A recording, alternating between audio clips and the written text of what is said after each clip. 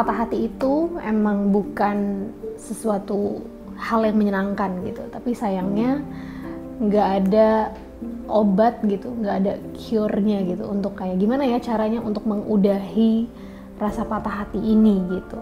Dan banyak banget perasaan sedih, kecewa, marah gitu ya, terus juga ragu akan diri sendiri ataupun keadaan yang yang akumulatif gitu sifatnya, yang akumulasi, dan itu yang membingungkan gitu, itu yang bikin kita bingung, bikin kita jadi nggak terarah dan lain-lain lah ya gitu.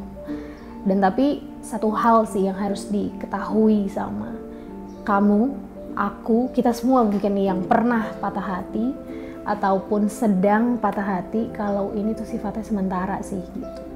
Jadi semua ini pasti lewat dan akan berubah lagi ke fase selanjutnya gitu. Walaupun memang di saat-saat membingungkan ini akan ada banget yang namanya kita bertanya kayak ini tuh apa ya? Ini tuh perasaan apa ya? Kenapa ya aku ngerasa galau terus-terusan, nggak ada ujungnya gitu, nggak tahu kayak ini selesainya kapan ya gitu. Terus kayak kenapa ya kira-kira ini bisa kejadian gitu.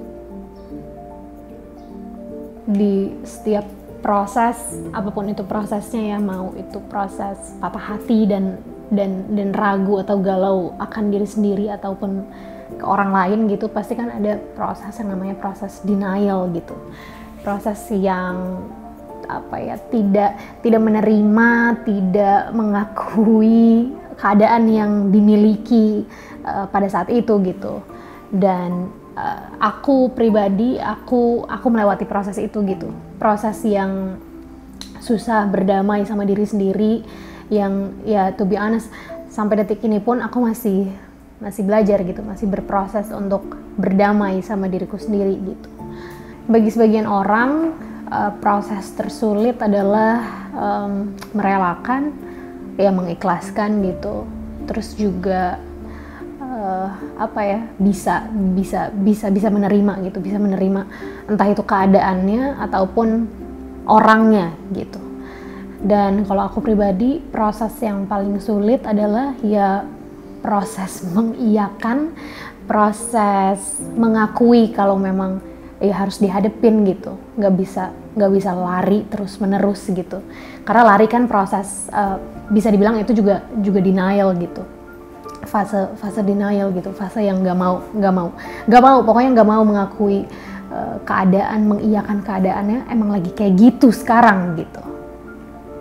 Dan menurutku hal yang paling benar gitu dilakukan adalah ya mengenal diri sendiri, mendengarkan diri sendiri, karena setelah itu, setelah kita tahu kita sebenarnya kenapa, maunya apa, berhenti untuk menyalahkan diri sendiri atau berhenti menyalahkan orang lain dan berhenti menyalahkan keadaan, kayaknya akan lebih ya semua tuh akan jauh lebih baik aja sih gitu. Dan itu momen yang tepat gitu, bisa dibilang momen yang tepat, momen yang pas untuk move on gitu. Apapun itulah ya gitu caranya untuk move on. Kalau aku gitu, aku lebih kayak fokus ke melakukan hal-hal yang memang aku suka. Kebetulan di case kali ini, di case patah hati kali ini ya aku bikin lagu, nulis lagu gitu, karena nggak bisa cerita ke orang lain gitu. Jadi memilih untuk cerita sendiri gitu, dituangin ke dalam bentuk lagu, ke dalam bentuk lirik, dan akhirnya bisa bikin bisa menyembuhkan gitu, bisa membantu diri sendiri untuk menyembuhkan patah hati itu gitu. Aku menuangkan rasa, menuangkan perasaan yang aku rasakan pada saat itu ke musik yang aku bikin gitu, ke lirik gitu, ke lagu. Sampai akhirnya aku merilis EP Camellia. Di EP ini ada 5 lagu. Bisa dibilang ini lagu-lagu yang menceritakan perjalanan move on aku, perjalanan aku akhirnya menemukan cinta kembali, ya you name it, cinta ke diri sendiri ataupun cinta ke orang lain. Bisa dibilang EP yang isinya lagu-lagu yang menenangkan hatiku dan menyenangkan gitu. Karena ini lumayan jauh gitu dari album sebelumnya yang menceritakan tentang kegalauan, kekecewaan, kemarahan, menyalahkan diri sendiri dan lain-lain. Dan kenapa Camellia? Karena yang kita tahu dalam keadaan suka ataupun duka, kayaknya bunga tuh menjadi simbol yang paling tepat gitu.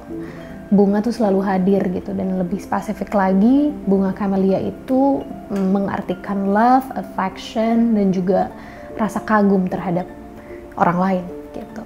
Dan kebetulan EP ku menceritakan hal-hal tersebut, jadilah Camellia.